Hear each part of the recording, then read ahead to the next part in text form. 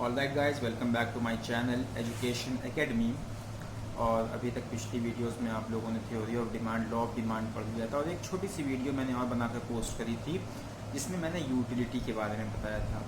आज हम लोगों को पढ़ना है reasons for the law of demand. ये लॉ ऑफ डिमांड जो कहता है कि प्राइस के घटने पर डिमांड बढ़ती है और प्राइस के बढ़ने पर डिमांड घटती है, ये इसके पीछे फिनोमेना क्या है या फिर ऐसा क्यों होता है कि प्राइस के घटने पर ही डिमांड बढ़ती है। तो इसके कुछ स्पेसिफिक रीजंस हैं जो हम लोग आज की वीडियोस में डिस्कस करेंगे।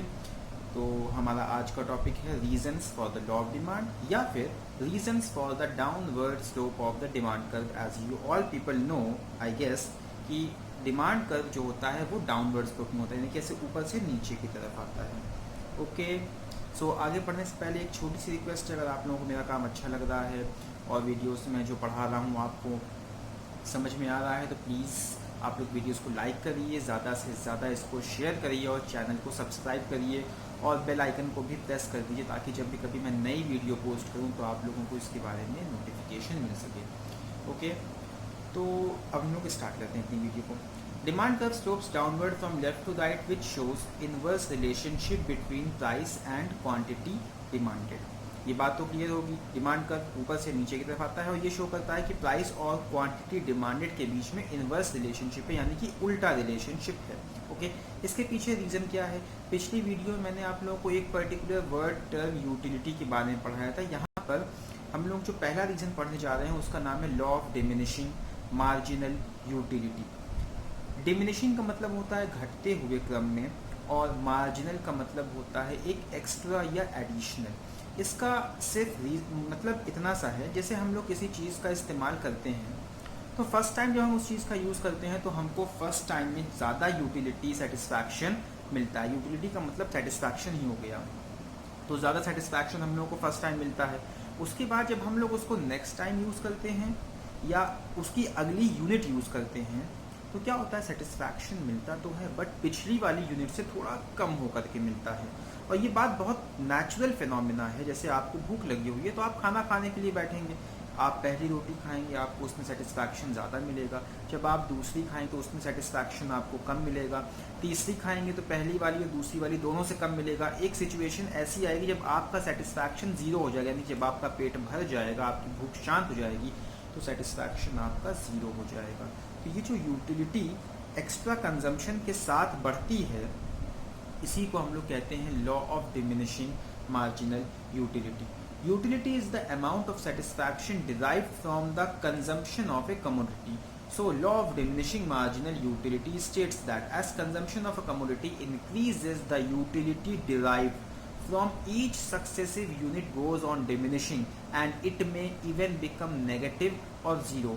And this is the very reason because at each and every unit of consumption the utility is decreasing. Therefore, to compensate the decreasing utility, price of that commodity should be decreased. Okay, I guess आप लोगों को समझ में आ गया होगा। हिंदी में बता देता हूँ आसानी के लिए, क्या आप लोगों को इंग्लिश आती होगी। सपोज कर लीजिए आपने एक मैंगो है जिसकी प्राइस है 10 रुपये। ओके, 1 यूनिट ऑफ मैंगो की प्राइस है 10 रुपये। किलोग्राम में हम लोग बात नहीं कर रहे हैं, बस यूनिट की बात कर रहे हैं। 1 यूनिट ऑफ मैंगो की प्राइस है 10 रुपीज़। आपने 10 रुपये का मैंगो परचेज़ किया, खा लिया। पहले मैंगो से आपको जो सेटिस्फैक्शन मिला, सपोज कर लीजिए कि 10 यूटिल्स का सेटिस्फैक्शन आपको एक मैंगो को कंज्यूम करने से मिला। अब जैसे ही आप एक के बाद दूसरा मैंगो परचेज करेंगे, जाहिर सी बात है आपको उस दूसरे वाले मैंगो में जो सेटिस्फैक्शन है वो पहले वाले मैंगो से कम मिलेगा। नेचुरल सी बात है भाई, आप एक पहले कंज्यूम कर चुके हैं। अब आपने पहले 10 रुपये खर्चा किया तो आपको 10 यूटिल्स का सेटिस्फैक्शन मिला। अब नेक्स्ट मैंगो पे सपोज कर लीजिए आपको 7 यूटिल्स का सेटिस्फैक्शन मिल रहा है, तो क्या आप 7 यूटिल का सेटिस्फैक्शन लेने के लिए 10 रुपये खर्चा करेंगे? कोई भी समझदार या रैशनल कंज्यूमर ऐसा नहीं करेगा। वो क्या करेगा, प्राइस अगर घटेगी मैंगो की तब तो वो उसे परचेज करेगा, नहीं घटेगी तो वो कोई ऐसी चीज़ परचेज करेगा जिसमें यूटिलिटी उसको उसके पे किए गए प्राइस के बराबर मिल रही हो। ये हो गया law of diminishing marginal utility. Second reason है कि प्राइस के घटने पर ही डिमांड क्यों बढ़ती है, इनकम इफेक्ट जिसको हम लोग कहते हैं। इनकम इफेक्ट का यहाँ पर मामला है, एक टर्म जिसको हम लोग कहते हैं रियल इनकम, या फिर और आसान भाषा में हम लोग उसको कह सकते हैं परचेजिंग पावर। कंज्यूमर की परचेजिंग पावर उसकी इनकम के साथ साथ प्राइस क्या है कमोडिटी की उस पर भी डिपेंड करता है। जैसे एग्जांपल के तौर पर अगर कमोडिटी है एक एप्पल मान लेते हैं, सपोज कर लेते हैं, एंड एप्पल की प्राइस है ₹50 पर किलोग्राम और आपकी इनकम 200 रुपये हम मान लेते हैं, तो आपकी purchasing power with that given amount of income कितनी है? 200 रुपये आपकी इनकम है, 50 रुपये पर किलोग्राम एप्पल है, तो आप 4 किलोग्राम ऑफ एप्पल परचेज कर सकते हैं। अब आपकी अगर इनकम नहीं बढ़ती, भाई हम लोग लॉ ऑफ डिमांड पढ़ रहे हैं तो मान कर चल रहे हैं कि सारे फैक्टर्स कांस्टेंट है, तो इनकम तो बढ़ नहीं रही है, तो आपकी परचेजिंग पावर आखिरकार बढ़ेगी कैसे? अगर यही 50 रुपये किलो का मैंगो 40 रुपये में बिकने लग जाए, तो अब इसी 200 रुपये को खर्च करके आप कितना किलोग्राम ऑफ मैंगो परचेज कर सकते हैं? 5 किलोग्राम ऑफ मैंगो। तो एक्चुअली हुआ क्या, प्राइस के घटने से आपकी परचेजिंग पावर बढ़ गई, इसी को कहा जाता है रियल इनकम में इंक्रीज हो जाना। तो क्योंकि अब आपकी रियल इनकम बढ़ गई है और आपकी जो डिमांड थी वो 4 किलोग्राम से बढ़कर 5 किलोग्राम हो गई है, तो हम लोग ये बात कह सकते हैं कि प्राइस के घटने पर कमोडिटी की डिमांड बढ़ जाती है, बिकॉज कंज्यूमर की जो रियल इनकम है उसमें इंक्रीज हो जाता है। ओके, तो सेकंड पॉइंट है, इसमें एक नोट वाली बात मैं बता देता हूँ कि इनकम इफेक्ट पॉजिटिव भी हो सकता है, नेगेटिव भी हो सकता है। यानी कि कोई कमोडिटी अगर सस्ती हो रही है तो आम तौर पर तो उस कमोडिटी का जो डिमांड होती है वो बढ़ती है, बट सम केसेस में किसी कमोडिटी के सस्ते होने पर उस कमोडिटी की डिमांड घट भी जाती है। तो इस टॉपिक को हम लोग exceptions of the law of demand में पढ़ेंगे। Third one is substitution effect. आपको फिर से एक बार रिमाइंड करवा दूं, हम लोग पढ़ रहे हैं reasons for the law of demand, जो कहता है कि प्राइस के घटने पर डिमांड बढ़ती है, और हम लोग पढ़ रहे हैं कि भाई प्राइस के घटने पर डिमांड क्यों बढ़ जाती है। पहला तो हम लोगों ने पढ़ लिया law of diminishing marginal utility, दूसरा हम लोगों ने पढ़ लिया income effect, the third one is substitution effect. अब भाई सब्स्टिट्यूशन इफेक्ट क्या है? सब्स्टिट्यूट गुड्स के केस में सब्स्टिट्यूशन इफेक्ट अप्लाई होता है। बहुत से ऐसे गुड्स होते हैं जिनको आप लोग एक दूसरे की जगह पर इस्तेमाल कर सकते हैं। क्लासिकल एग्जाम्पल आपका टी और कॉफ़ी आ जाता है, बट यहाँ पर हम लोग सिंप्लिसिटी के लिए कोका कोला और पेप्सी को ले लेते हैं।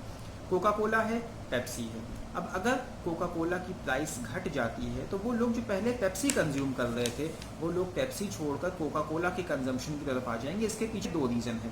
पहला रीज़न ये है कि कोका कोला को इस्तेमाल करने पर भी उनको वही सेटिस्फैक्शन मिलेगा जो पेप्सी को कंज्यूम करने पर मिल रहा है, सेटिस्फैक्शन कोई फ़र्क नहीं आएगा। The second reason is Coca Cola उन्हें पेप्सी के कंपैरिजन में सस्ता मिल रहा है, तो जाहिर सी बात है अगर कोई चीज़ सस्ती मिलेगी तो हर कंज्यूमर अपने पैसे राशनल कंज्यूमर बचाना चाहता है। तो ये हो गया हमारा सब्स्टिट्यूशन इफेक्ट। ओके, पेप्सी की जगह पर लोग ज़्यादा कोका कोला को परचेज करने लग जाएंगे तो कोका कोला की डिमांड बढ़ जाएगी। तो fourth one is increase in number of consumers. इसमें हम लोग सीधे एक मोबाइल एक एग्जाम्पल लेकर चल लेते हैं मोबाइल फ़ोन का। एक टाइम था जब मोबाइल फ़ोन इतना महंगा था कि उसको परचेज़ करना हर इंसान के बस की बात नहीं थी। तो क्या होता था, केवल कुछ लोग जो हैसियत वाले होते थे वही लोग उस मोबाइल फ़ोन को परचेज़ करते थे बस। मगर मोबाइल फ़ोन सस्ता हो जाने से क्या हुआ, बहुत से ऐसे लोग जिनकी पहले हैसियत नहीं थी, जिनकी पहले एबिलिटी नहीं थी, अब वो एबल हो गए मोबाइल फ़ोन परचेज़ करने की। इवन अब वो जो हमारे गरीब लोग हैं, गरीब तबके के लोग हैं, वो लोग भी मोबाइल फ़ोन परचेज़ करते हैं और अपने पास रखते हैं, यूज़ करते हैं, इस्तेमाल करते हैं। तो मोबाइल का इस्तेमाल बहुत ही ज़्यादा वाइड हो गया है, बहुत ही ज़्यादा बढ़ गया। रीज़न क्या है? मोबाइल का सस्ता हो जाना, और सस्ते हो जाने की वजह से बहुत सारे नए कस्टमर्स का ऐड हो जाना।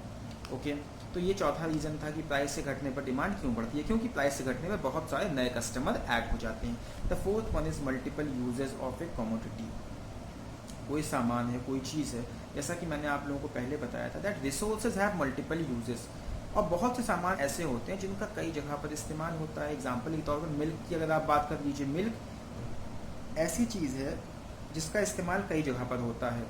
जैसे आप लोग अपने घरों में इस्तेमाल करते हैं डोमेस्टिक पर्पस के लिए, दूध बच्चों को पिलाना है घर में, या चाय बनाना है वगैरह वगैरह।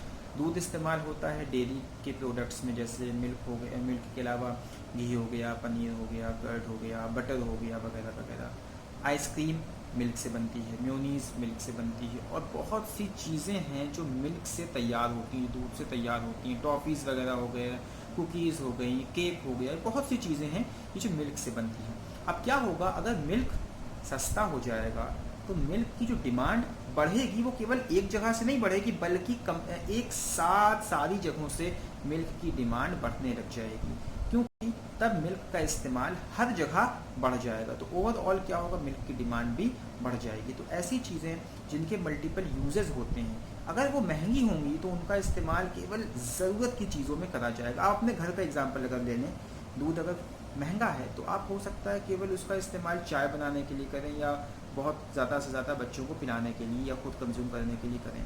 बट मे बी पॉसिबल अगर यही दूध सस्ता हो जाए तो आप इसी दूध से अपने घर में कस्टर्ड बनाएं, आप आइसक्रीम बना सकते हैं, या दूसरे कामों में भी ले सकते हैं दूध, जैसे कुकीज़ वगैरह तैयार करने में। तो ओवरऑल क्या होगा, सस्ते होने पर इसका कंजम्पशन बढ़ा दिया जाएगा। तो ऐसी चीज़ें जिनके मल्टीपल यूजेस होते हैं, जब ये सस्ती होती हैं तो इनकी डिमांड कम इम्पॉर्टेंट जगहों से भी जनरेट होने लग जाती है। तो ओवरऑल क्या होता है, डिमांड इन चीज़ों की बढ़ जाती है। सो गाइस, यहाँ तक का हम लोगों का आज का टॉपिक था, छोटा सा टॉपिक था जो मैंने एक्सप्लेन कर दिया, reasons for the law of demand.